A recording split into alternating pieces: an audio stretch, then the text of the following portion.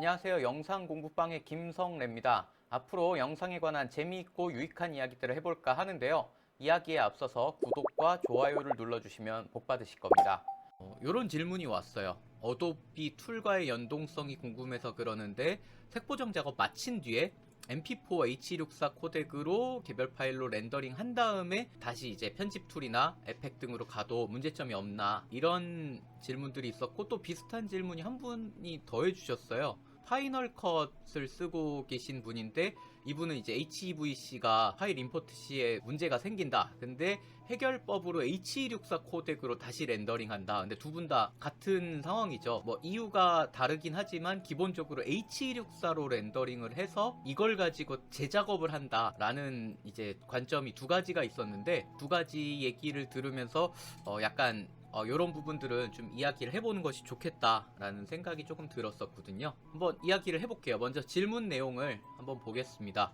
다빈치에서 색보정을 마치고 원본 파일이 뭔지 모르겠지만 MP4 H264 코덱으로 개별 렌더링을 했다라는 관점에서 봤을 때 제 경험으로는 이 질문을 하신 분이 원본 소스가 H264였을 것 같아요, 느낌이. 그리고 이제 이 뒤로 문제가 없을까라는 질문이셨는데, 지금 공정으로 보면 그렇죠. 다빈치 리졸브에 색보정하고 H264 MP4로 출력을 했었고, 지금 보시면 이제 요거 자체는 어떻게 보면 되게 일반적인 공정입니다. 여기가 조금 독특할 뿐이죠. 일단 코덱에 관한 얘기를 조금 해보려고 하는데요. 그러니까 코덱을 구별하는 방식은 되게 여러 가지인데, 오늘 이야기할 관점에서는 이제 배포용 코덱이랑 매개 코덱 혹은 업무용 코덱이라고 하는 이 코덱의 차이를 가지고 좀 이야기를 해볼 거예요. 그러니까 배포용 코덱은 목적 자체가 배포용입니다. 배포용이라는 거는 시청자들을 타겟으로 하는 코덱이라고 볼 수 있고, 정말 유명한 H264, 그 다음에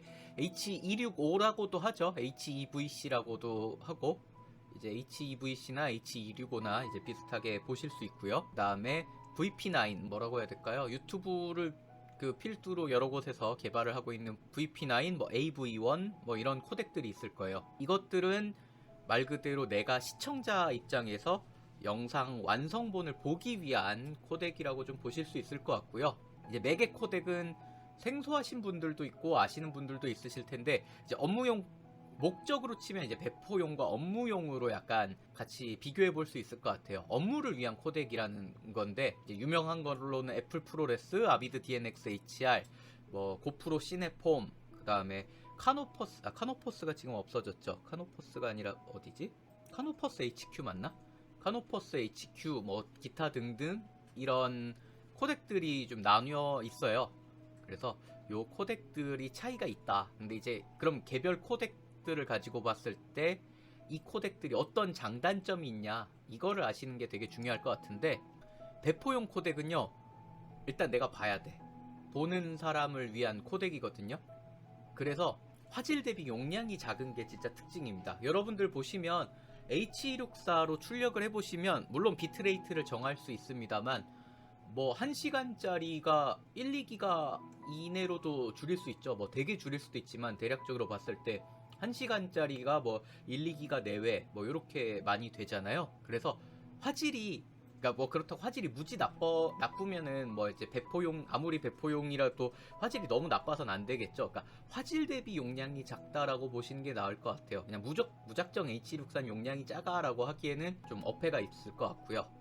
단점은 용량이 작은 대신, 그 용량이 작다라는 얘기는 그만큼 압축을 많이 했다라는 뜻이잖아요. 압축을 많이 한 만큼 그 압축을 해제하기 위해서 연산자원이라고 하면 CPU랑 GPU 같은 계산할 때 필요한 자원들, 뭐 램은 이제 부가적이겠지만 여기에 포함이 될 거고요. 그 다음에 이제 매개 코덱 같은 경우는 연산자원이 상대적으로 H264로 대표되는 배포용 코덱에 비해서는 좀 덜 필요합니다. 그러니까 사양이 낮아도 재생할 수 있다라는 장점이 되죠.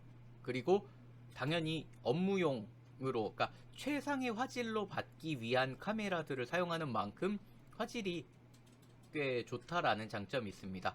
그렇다고 배포용 코덱이 화질이 나쁘다는 아니에요.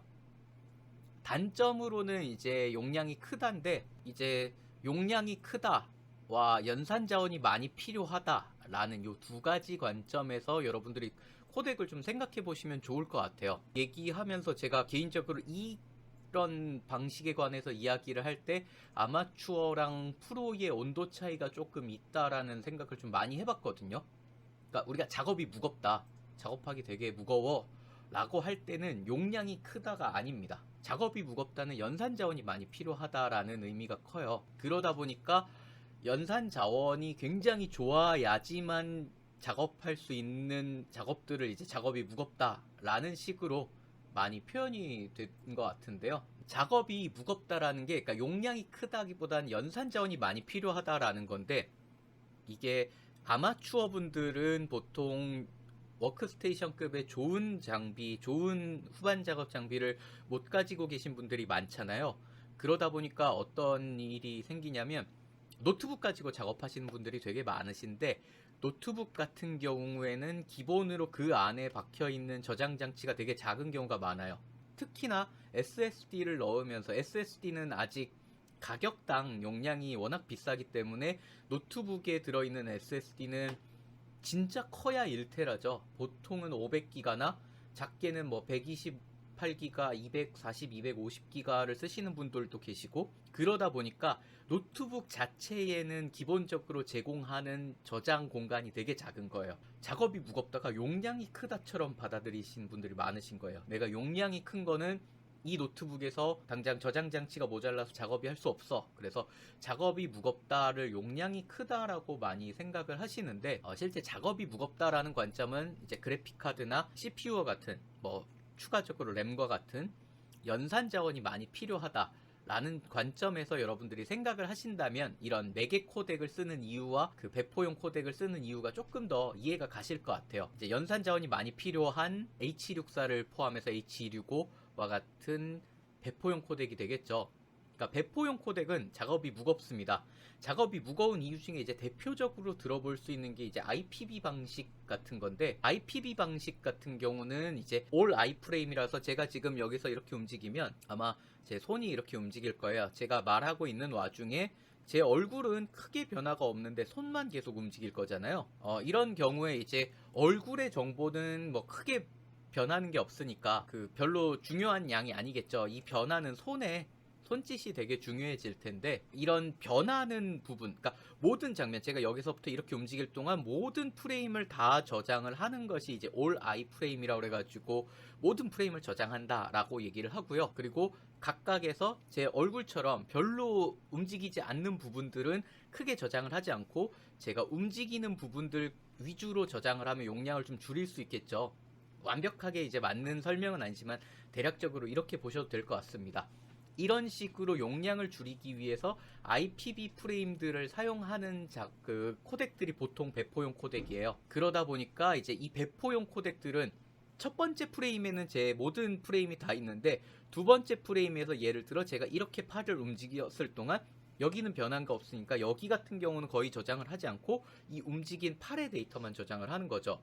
그래서 이 움직인 팔의 데이터만 저장을 했기 때문에 이 온전한 프레임을 불러오기 위해서는 앞에 있는 프레임에서 제 얼굴을 가지고 와야겠죠, 정보를. 이런 관점에서 보시면 이제 대략적인 이해가 되실 텐데, 그러면 우리가 영상이 1초에 뭐 30프레임 기준으로 30장이잖아요. 대충 30장 정도마다 모든 프레임을 다 저장하는 게 아니라 중간중간에 아이프레임이라고 해서 중간중간에 저장하는 프레임과 그 사이에 소위 말한 보관 프레임들을 놓는 거죠. 근데 제가 어느 보관 프레임을 딱 선택을 했을 때 이 보관 프레임을 이 이미지에 띄우기 위해서는 앞에 I나 P나 이런 데서 끌고 와야 되는 거죠, 소스들을. 그러니까 이런 작업들을 매 프레임마다 반복을 한다고 생각을 하시면 배포용 코덱은 용량을 줄인 만큼 엄청나게 많은 연산을 해야 된다는 것들을 아실 수가 있습니다. 그래서 이제 배포용 코덱들이 이런 것들이 많이 무겁다 라고 생각을 해보실 수 있을 것 같고요. 그래서 앞서 질문하신 질문 내용에